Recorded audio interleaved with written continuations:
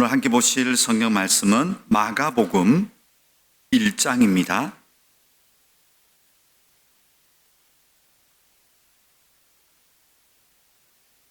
마가복음 1장 40절 말씀부터 마지막 45절까지 말씀입니다. 마가복음 1장 40절에서 45절까지 말씀입니다. 우리 한 목소리로 성경 말씀 함께 읽겠습니다. 한 나병 환자가 예수께 와서 꿇어 엎드려 간구하여 이르되 원하시면 저를 깨끗하게 하실 수 있나이다. 예수께서 불쌍히 여기사 손을 내밀어 그에게 대시며 이르시되 내가 원하노니 깨끗함을 받으라 하시니 곧 나병이 그 사람에게서 떠나가고 깨끗하여 진지라. 곧 보내시며 엄히 경고하사 이르시되 상가 아무에게 아무 말도 하지 말고 가서 내 몸을 제사장에게 보이고 내가 깨끗하게 되었으니 모세가 명한 것을 드려 그들에게 입증하라 하셨더라. 그러나 그 사람이 나가서 이 일을 많이 전파하여 널리 퍼지게 하니 그러므로 예수께서 다시는 드러나게 동네에 들어가지 못하시고 오직 바깥 한적한 곳에 계셨으나 사방에서 사람들이 그에게로 나아오더라. 아멘. 기도드리겠습니다. 하나님, 오늘 나병 환자와 예수님의 만남을 살펴보고자 합니다. 잘 깨닫게 하시고 우리의 삶에 적용할 수 있는 그런 말씀 시간 되게 하여 주시옵소서. 예수님의 이름으로 기도드렸습니다. 아멘. 네, 마가복음 계속 말씀드립니다. 회당에 대해서 말씀을 드렸었고요. 회당은 굉장히 중요한 개념이죠. 예수님이 오셔서 회당 사역을 많이 하셨다는 것. 회당은 지금의 교회 모습과 같습니다. 그만큼 예수님 시대 그리고 그 이후의 성령 시대에는 회당, 지금의 교회 중심의 하나님의 예배와 또 선포, 또 선교 이런 것들이 이루어져야 된다고 말씀을 드렸습니다. 그리고 지난주에는 예수님께서 회당에 나오셔서 사람의 집을 찾아가시는, 구약 때까지는 사람이 하나님의 집을 찾아가야 되지만 예수님 때부터는 하나님이 사람의 집을 찾아가는 이 모습을 보여주셨고, 우리가 해야 될 일은 마음을 열고 그 예수님을 맞이해야 된다 말씀을 드렸습니다. 오늘은 드디어 이 마가복음은 병자를 만나는 예수님의 사역이 나오기 시작합니다. 보통 우리 한국 교회는 오늘 이 본문을 읽으면 설교를 더 듣지 않습니다. 왜냐하면 성도들이 이미 다 정리를 합니다. 오늘 목사가 병자 이야기를 하겠구나. 하나님의 능력 있는 예수님, 특별히 오늘 40절을 이렇게 보면 엎드려 간구했다. 여러분 얼마나 간구하시나요? 그럴 것이다. 그래서 예수 믿으십시오. 병을 낫게 해주십니다. 아멘으로 끝날 것이다. 오늘 여기서 끝났다 생각하실 수가 있습니다. 저는 이 복음서의 우리 한국 교회가 가지고 있는 약점 중에 하나가 일반화의 오류예요. 일반화의 오류. 그러니까 우리는 대부분의 복음서에 있는 예수님의 이적은 이 패턴으로 늘 알고 있고 결론을 가지고 있어요. 각색 병의 자들이 예수를 만나고 간구하고 나아서 힘을 얻고 돌아가고. 그래서 우리는 복음서에 이런 기사가 나오면 예수님의 이적, 능력 이런 것들로 오류, 일반화의 오류로 그냥 넘어가 버려요. 통째로 이 기록을.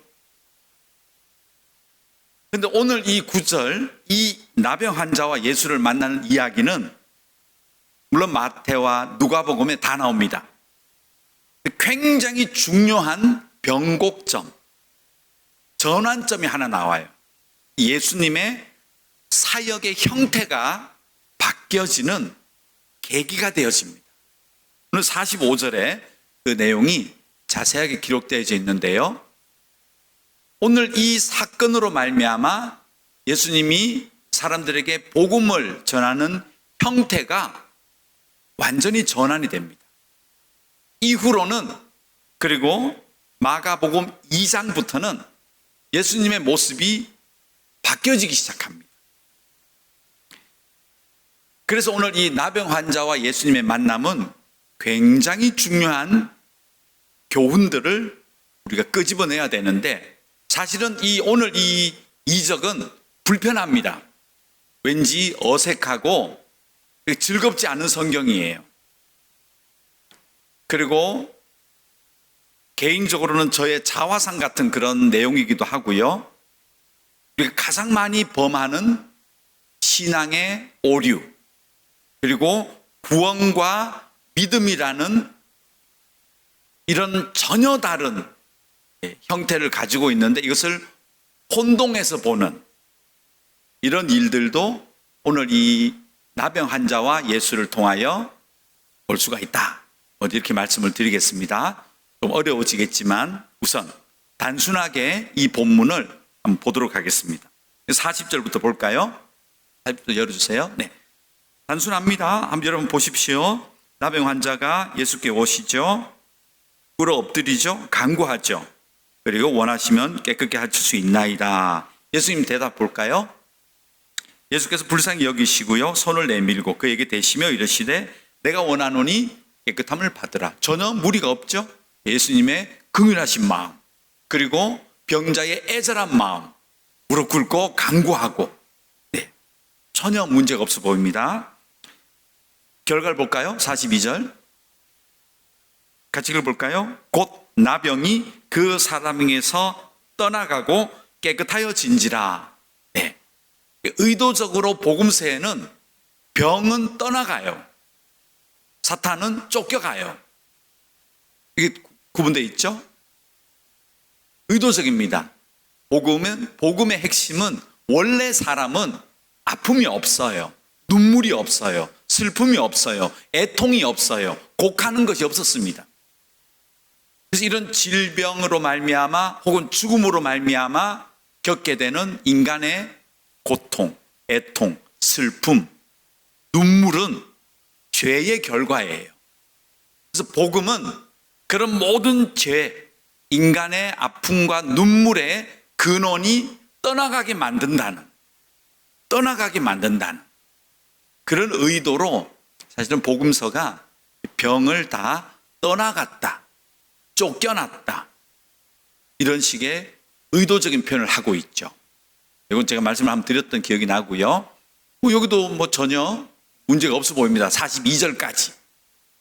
그런데 43절을 보십시오. 43절을 보시면 예수님께서 그를 보내시며 엄히 경고하셨다. 이 표현이 중요해요. 엄히 경고하셨다. 강하게, 간곡하게, 간절히 예수님께서 부탁 혹은 명령, 이런 권유, 그런 어떤 용어로 우리가 읽겠지만은 한글 성경 잘 번역했어요. 경고, 단단히 일러두다, 그런 의미죠. 반드시 지켜달라는 예수님의 간곡함이 들어있습니다. 그 내용이 뭐냐 하면 44절. 그래서 볼 건데 44절 좀 중요합니다. 이르시되 상가 아무에게 아무 말도 하지 말고 가서 내 몸을 제사장에게 보이고 내가 깨끗하게 되었으니 모세가 명한 것을 드려 그들에게 입증하라 하셨더라. 네. 예수님이 이 나병 환자에게 명령하시고 권유하신 것은 아무 사람에게도 말하지 말라. 무슨 일이 있었는지, 누구를 만났는지 일단 얘기하지 말아달라. 그리고 곧장 제사장에게 가서 몸을 보여주고, 레위기서에 보면 이 나병 환자가 깨끗함을 받았다는 이 모든 입증과 과정은 제사장이 주관합니다. 비둘기를 사서 가서요. 또 이 실을 사가지고 가서 제사장에게 드리고 또 8일 정도의 시간을 검증하는, 정말 깨끗해졌는지 검증하는 그런 어떤 율법의 규례가 있었습니다. 예수님은 즉시로 가서 이런 규례를 따라서 너의 깨끗해짐을 입증을 받아라, 이 조건을 하신 거죠. 전혀 문제 없어 보이죠. 그래서 예수님의 간곡한 말씀을 듣고 그가 가서 그대로 제사장에게 갔으면 좋은데, 문제는 45절입니다. 45절 볼까요? 45절이 오늘 굉장히 중요한 본문의 내용입니다. 같이 읽어보죠. 그러나 그 사람이 나가서 이 일을 많이 전파하여 널리 퍼지게 하니, 그러므로 예수께서 다시는 드러나게 동네에 들어가지 못하시고 오직 바깥 한적한 곳에 계셨으나 사방에서 사람들이 그에게로 나오더라. 네. 일단은 이 나병 환자는요, 예수님의 간곡한 명령과 부탁을 지키지 않아요. 그리고는 오히려 역으로 많은 사람들에게 많이 알려버렸다, 전파했다, 그리고 널리 퍼지게 했다. 굉장한 뉴스였겠죠. 관심거리였고. 그래서 이것이 결정적으로 어떤 일을 가져오게 되냐면, 그 다음 중요하죠. 예수께서 다시는 드러나게 동네에 들어가지 못하셨다. 그리고 오히려 외곽으로 도세요. 산으로, 들로, 바다로 계속 나가시죠. 한적한 곳을 유독 찾으시죠. 근데 어떤 형태로? 사람들이 소문을 듣고 예수님에게 찾으러 오는 형태로 마가복음 2장부터 바뀌어요. 마가는 이 구절에서 예수님의 사역 형태가 동네에 들어가서 사람들 보는 데서 병자를 고쳐주고 이런 형태로 하지 않으셨다. 이게 사역의 형태가 바뀌어지고요. 이후부터는 여러 가지 예수님의 모습들이 바뀌어지는데, 한번 보죠. 마가복음 5장 21절 같이 읽습니다. 예수께서 배를 타시고 다시 맞은편으로 건너가시니 큰 무리가 그에게로 모이거늘 이에 바닷가에 계시더니, 그러셨죠. 바다에 고기를 잡고 사람들이 많아서 찾아간 것이 아니고요, 배를 타시고 맞은편으로 건너가시니 오히려 이제 예수님을 찾아서 바다까지도 사람들이 몰려왔다. 마가복음 7장 1절 또 보죠. 바리새인들과 또 서기관 중 몇이 예루살렘에서 와서 예수께 모여들었다가, 그렇죠? 예루살렘에서도 회당을 중심으로 말씀을 가르치고 사역했던, 지금으로 치면 교육자들이겠죠. 바리새인들과 서기관들도 예수를 찾으러 나왔다, 모여들었다. 예루살렘에서 가버나움, 갈릴리고 제가 설명드렸습니다. 갈릴리까지 찾아왔더라 기록하고 있죠. 마가복음 8장 4절 볼까요? 만일 내가 그들을 굶겨 집으로 보내면 길에서 기진하리라. 그 중에는 멀리서 온 사람들도 있느니라. 제자들이 대답하되 이 광야 어디서 떡을 삼아 얻어 이 사람들로 배부르게 할 수 있으리까? 여러분이 잘 아시는 오병이어의 이적, 이거 어디서 일어난 일입니까? 광야에서 일어났습니다. 왜요? 광야가 모이기 좋아서 예수님이 광야로 다 모여봐가 아니에요. 조금 전에 보셨죠? 이 나병 환자의 일로 말미암아 예수님의 사역 형태가 바뀌어요. 사람들이 찾으러 왔어요.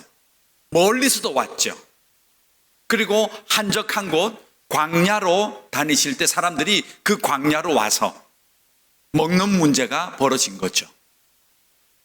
이것도 볼 수가 있죠.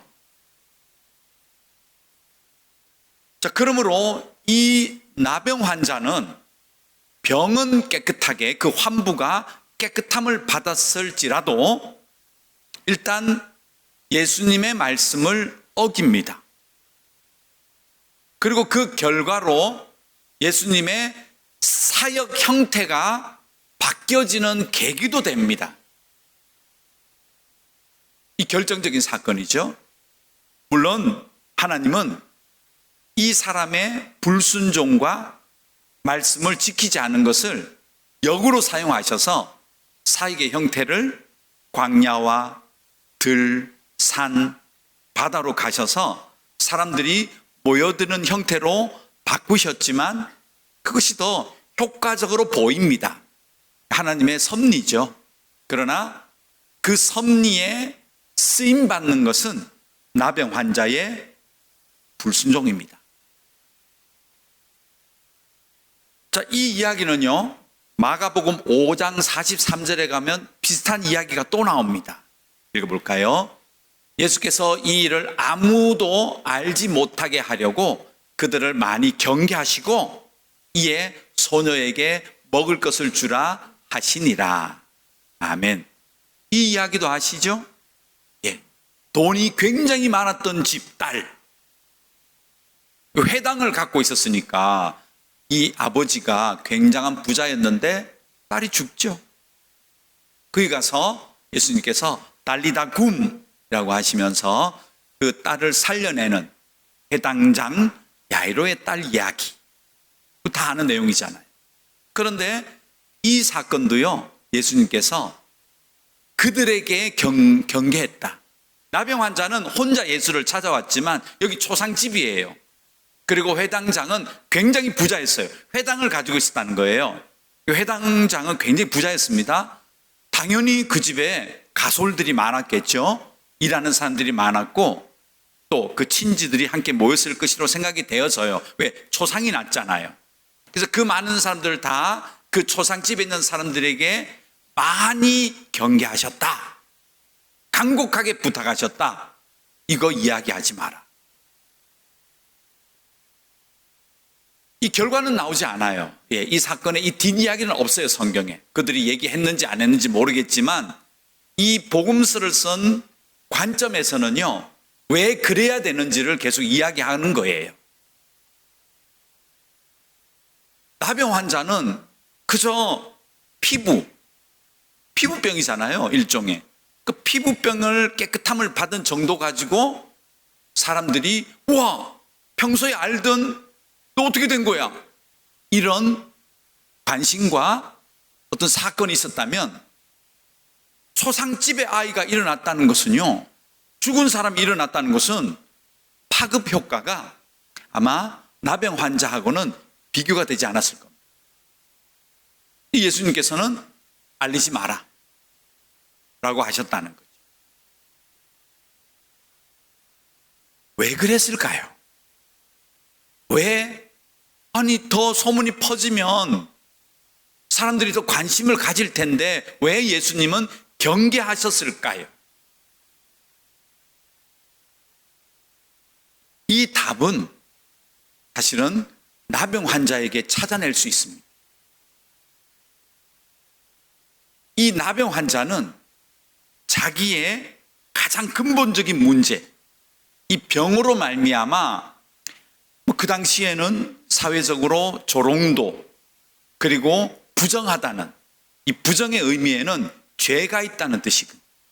너 뭔가 숨기는 죄가 있지 라는 정죄, 그리고 비난, 또 스스로의 몸이 약함으로 겪게 되는 그런 불리함, 억울함, 한 같은 것들이 있었겠죠. 근데 이것이 예수를 만나서 해결이 된 겁니다. 그가 깨끗함을 받았다는 것하고 고침을 받았다는 거 달라요. 이게 의도적이에요, 복음서는. 고침을 받았다, 병이 나았다, 깨끗해졌다. 비슷한 의미 같은데요. 생각해 보십시오, 여러분. 그냥 단순히 자기의 어떤 질병, 그 환부가 치료되었다는 것하고 서럽고 한말았던 부정한 자라는 그 존재에 대한 신분이 바뀌어지는 거예요. 이 변화는 단순히 이 부분이 나아서 이제 안 아파가 아니에요. 보기 싫었던 것이 가려졌다가 아니고요. 내가 그렇게 사람들에게 부정적이고 더럽다는 그런 인식을 완전히 전환할 수 있는 나의 신분의 변화, 정체성의 변화, 사회적인 어떤 큰 변혁이 온다는 기쁨이 훨씬 더 컸던 거예요. 그래서 제사장에게 가기 전에 사람들에게 나 무시한 사람들, 손가락질했던 사람들, 조롱했던 사람들, 동정하는 것 같지만 뭔가 억눌렸던 거, 이 사람이 그걸 먼저 푼 거예요. 그래서 성경에 보면 깨끗함을 받았다고 얘기한 거예요. 그리고 제사장에게 가서 이거 나았어요라고 한 게 아니고 나는 이제 이런 사람이야, 너희들이 생각하는 그런 사람 아니야, 사람들에게 먼저 이 얘기를 하고 싶었던 거죠. 이거 완전히 다르죠? 그럼 지금 이 사람은 뭘 놓치고 있죠? 예수를 만나서 삶이 자기의 정체성이 변화되었어요. 이걸 구원이라고 얘기하는 겁니다. 구원은 우리의 신분이 바뀐 거잖아요. 죄인에서 의인. 근데 그 다음에 그 신분이 바뀌어진 이 나병 환자가 무엇을 지금 놓치고 있습니까? 예수님의 말씀. 이거 아무도 얘기하지 말고 제사장에게 가서 규례대로 너를 입증해. 이제 이 말씀을 따라가겠다는 예수님의 말씀에 대한 확실성, 말씀을 따라가겠다는 헌신, 결단, 말씀 중심으로 살아가야 되는 믿음의 변화가 없었던 거예요. 구원받아서 신분은 바뀌었는데 말씀을 따라가는 헌신이 없었던 겁니다. 이걸 구별하셔야 돼요. 구원과 믿음. 깨끗함은 구원이었고요. 예수님께서 엄히 경고하셨던 것 그대로 말씀을 듣고 혹은 그가 깨끗하여지지 못했을지라도 예수의 말씀에 귀를 기울이고 헌신해 주는 것, 그 결단, 그 의지, 이것을 우리는 믿음이라고 하는 겁니다. 나병 환자는 구원받았는지는 모르겠지만 믿음이 없습니다. 이것이 만일 그저 신분이 변혁되고 어떤 자기의 사회적인 어떤 역할과 지위가 변화되고 경제적인 상황이 바뀌어지고 건강이 좋아지고 이런 것들이 그의 자랑이 되고 주변 사람들에게 그것을 알린다면 이것은 믿음의 시대가 아니라는 거예요. 예수님이 절대로 얘기하지 마라. 얘기하지 마라. 이것을 이 나병 환자는 우선 듣지 않고 있죠. 물론 여기에는 예수님의 섭리가 있습니다. 십자가 지기 전까지는 이런 것들로 말미암아 사람들이 그저 신분의 변화, 자기의 환경의 변화, 그것만 가지고 사람들이 몰려온다면 예수님이 십자가를 못 졌을 거예요. 군중들의 선택에 바라바가 아니고요, 예수였을 거예요. 이게 영원히 비밀이 아니에요. 비밀이었다면 왜 우리가 지금 온 세상 사람들이 성경책마다 이 사실이 기록되어져 있을까요? 말이 안 되잖아요. 정말 예수님이 가리지 마, 이거 얘기하지 마 했다면 우리 몰라야 되잖아요. 지금 다 알고 있잖아요. 이것은 한시적으로 십자가 질 때까지 예수가 아니고 바라바를 선택하는 그 시간까지는 함구해라. 그리고 두 번째는 구원과 믿음의 차이점을 우리에게 보여주시는 겁니다. 여러분, 이 이야기는요, 마가복음 2장 1, 2절 한번 가서 더 보겠습니다. 한번 볼까요? 수일 후에 예수께서 다시 가버나움에 들어가시니 집에 계시다는 소문이 들린지라 많은 사람이 모여서, 이제 성경 읽혀지시죠? 왜 이렇게 되었는지, 왜 사람들이 나오는지, 이 나병 환자 이야기 때문에 그렇습니다. 문 앞까지도 들어설 자리가 없게 되었는데 예수께서 그들에게 도를 말씀하시더니, 예수님은 그의 신분, 더러운 나병 환자의 피부가 깨끗해지는 것, 그게 목적이 아니었어요. 그 신분에 변화된 사람이 앉아서 예수의 도를 공부하기를 원하셨던 겁니다. 예수님의 도를 듣기를 원하셨던 거죠. 왜? 그 다음 믿음이 거기서 오거든요. 그 믿음이 생겨야지 자기가 병에서 나았던, 낫지 않았던, 그것 때문에 자기의 삶이 좌우되지 않는 그만의 말씀의 삶을 살아갈 수 있게 되거든요. 이거 경계하신 거죠. 하나 더 볼까요? 마가복음 4장 1절 또 보겠습니다. 예수께서 다시 바닷가에서 가르치시니 큰 무리가 모여들거늘, 그렇죠? 이 패턴이 지금 계속되고 있죠. 복음서는 전부 그래요. 나병 환자 때문에 다시는 사람들이 왔죠. 예수께서 바다에 떠 있는 배에 올라 앉으시고 온 무리는 바닷가 육지에 있더라. 이제 아시겠죠? 바닷가에 예수님이 사람이 많이 모였으니까 그물 깃는 사람도 있었고 고기 잡는 사람 상인했으니까 찾아갔다. 이거 거꾸로라는 말이에요. 예수님은 한적한 곳에 늘 계신데 사람들이 그곳이 바닷가든 광야든 들판이든 산이든 사람들이 찾아옵니다. 그리고 이에 예수께서 여러 가지를 비유로 가르치시니 그 가르치시는 중에 그들에게 이르시되, 그렇죠? 예수님의 초점은 가르침, 배우기를 원하셨어요. 왜? 거기서 믿음이 나오거든요.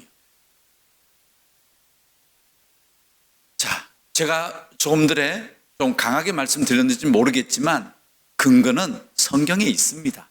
제 말이 아닙니다. 누가복음 24장 25절. 하나 더 내려가 주세요. 잘못된 성경. 요 구절 같이 한번 읽어볼까요? 이르시되 미련하고 선지자들이 말한 모든 것을 마음에 더디 믿는 자들이여. 예수님의 책망이에요. 예수님의 진단입니다. 누구에게 진단하셨나요? 엠마오로 가는 낙향이 아닙니다. 이거 그런 말 없습니다. 엠마오를 대상으로 목적지로 가고 있는 두 제자에게 하신 말입니다. 그들의 낯빛이 어두웠죠? 왜 그러느냐? 아니 오늘 있었던 일 모르느냐? 이 이야기들 아시죠? 며칠 전에 있었던 이야기 하면서 그들에게 예수님께서 왜 못 깨닫느냐 하시면서 그 두 사람을 진단하신 내용이에요. 근데 이 사람들이 물론 한 명 글로 봤지만요, 두 사람이 단순한 제자는 아닌 것 같아요. 왜냐하면 이 누가복음 그 후반절에 가보면 예수님과 말씀을 잘 배우고 즉시로 일어나서 어디로 가나요? 예루살렘으로 돌아가요. 어디에 들어갔죠? 바로 11명의 사도가 모여있는 곳에 가요. 성경 보십시오. 그렇죠? 예루살렘으로 돌아갔다가 아니고요, 11사도가 모여있는 곳에 가요. 이 두 사람이. 그렇다는 것은 12명이지만 명단에는 들어가지 않았지만 굉장히 아주 근처에서 함께 사역을 했던, 제가 사역은 두 가지로 했다 그랬죠? 사도와 봉사의 직무를 했던, 이 사람들 뭘 했는지 모르겠지만 크게 두 부류로 나눌 수 있는데요. 이거 베드로가 얘기했죠. 아마 그만큼 그들과 깊은 친숙했고 나름대로 비중이 있어 보인다. 이런까지 기록된 거 보면. 그런데 예수님이 이들이 2년 혹은 3년, 짧게는 1년, 모르겠습니다. 얼마를 예수님에게 훈련받았는지 모르겠지만 분명히 예수님 말씀을 듣고 훈련받았어요. 그런데 예수님이 진단을 이렇게 하시는 거죠. 미련하다. 이 바보들이다. 그런 얘기가 아니에요. 미련의 반대는 지혜예요. 분별력이 없다는 거예요. 여러분, 여러분의 삶의 분석은 말씀으로 하셔야 돼요. 여러분의 삶의 정황을 이해하시는 것, 왜 이런 일이 일어났을까? 물론 인생의 개인의 역사, 환경, 신분, 사건에 따라 변화가 있겠죠. 그러나 넓게 보면 하나님의 말씀 가운데 이루어지는 하나님 나라의 역사에 우리가 포함됩니다. 그래서 여러분과 저에게 다가오는 수많은 일들, 이 일들을 정확하게 이해하고 거기에서 교훈을 얻어내고 적용할 수 있는 것은 말씀이 바탕이 돼야 돼요. 이게 지혜라는 거죠. 이걸 볼 수 있는 눈. 그게 없다는 거예요, 지금. 이 두 제자가. 그죠? 안 배웠다는 거죠, 말씀을. 그래서 다시 앉혀놓고 성경 누가복음 뭐라고 했죠? 모세의 글로 시작하여 선지자의 글과 또 시편에서 나를 가리켜 이야기한 것들을 다 제자들에게 다시 가르치세요. 그랬더니 눈이 떠지고 이게 보이는 거죠. 그래서 엠마오가 보이는 게 아니고 어디가 보여요? 예루살렘 제자들의 모임이 그제서 보이기 시작하는 거예요. 왜? 이제 지혜가 생겼거든요. 내가 엠마오로 가는 것이 아니고 우리가 이제 무엇을 해야 되는지에 대한 삶의 지혜가 판단이 생겨난 겁니다. 여러분 삶의 모든 판단과 분석, 결단은 말씀을 근거하십시오. 다 있습니다. 이 두 제자가 그렇게 이제 미련에서 지혜로 바뀌고, 그 다음 분석 보세요. 선지자들이 말한 모든 것을 마음에 더디 믿는 자들이여. 무슨 얘기하고 계시죠? 너희가 무엇이 없다고요? 믿음이 없다고 하시잖아요. 제자가 된 것은 구원받은 거죠. 오늘 나병 환자가 깨끗함을 받은 것, 신분이 바뀌었잖아요. 이제 깨끗함을 받았습니다. 그 다음 말씀에 작용이 없어요. 말씀을 자신에게 적용하지 않아요. 구원받은 사람들이 교회 와서 자기의 삶으로 계속 살아간다고요. 그래서 간증을 제가 조심하자고 얘기한 거 있었죠. 어떤 분들 좀 오해하셔가지고 우리 장재신 목사는 간증을 반대하는 사람이 아니에요. 간증을 잘못하면 믿음 이야기를 하는 것이 아니고요, 신분 이야기를 한단 말이에요.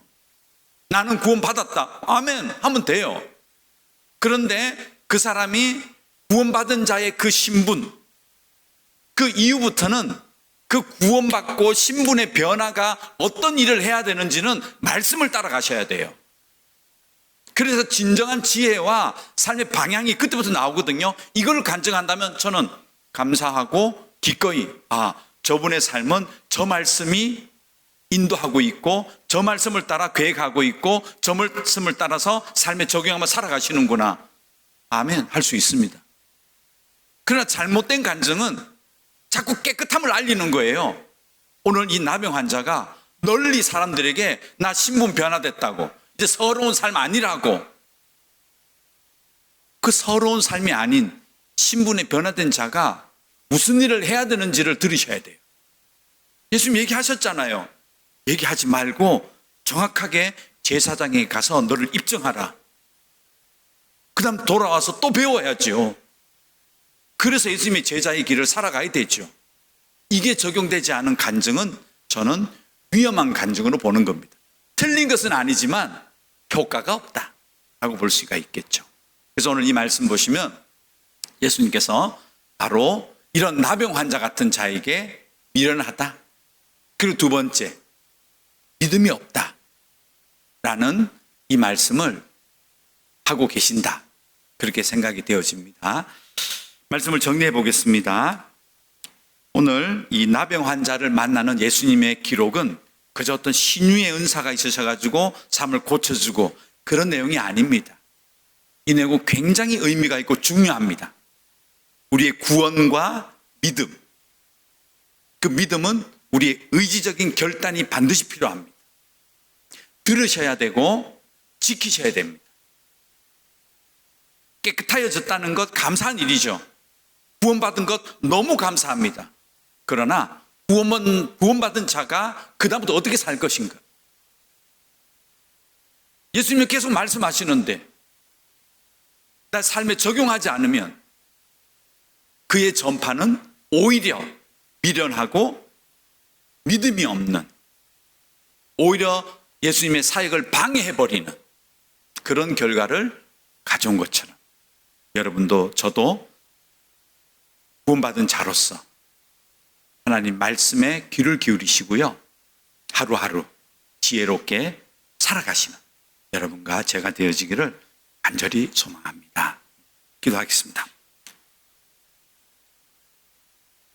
하나님 감사합니다. 오늘은 나병 환자와 예수님의 만남을 보여주신 것 감사합니다.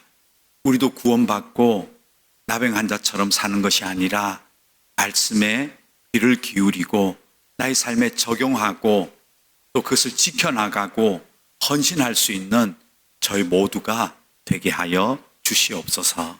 예수님의 이름으로 기도드렸습니다. 아멘.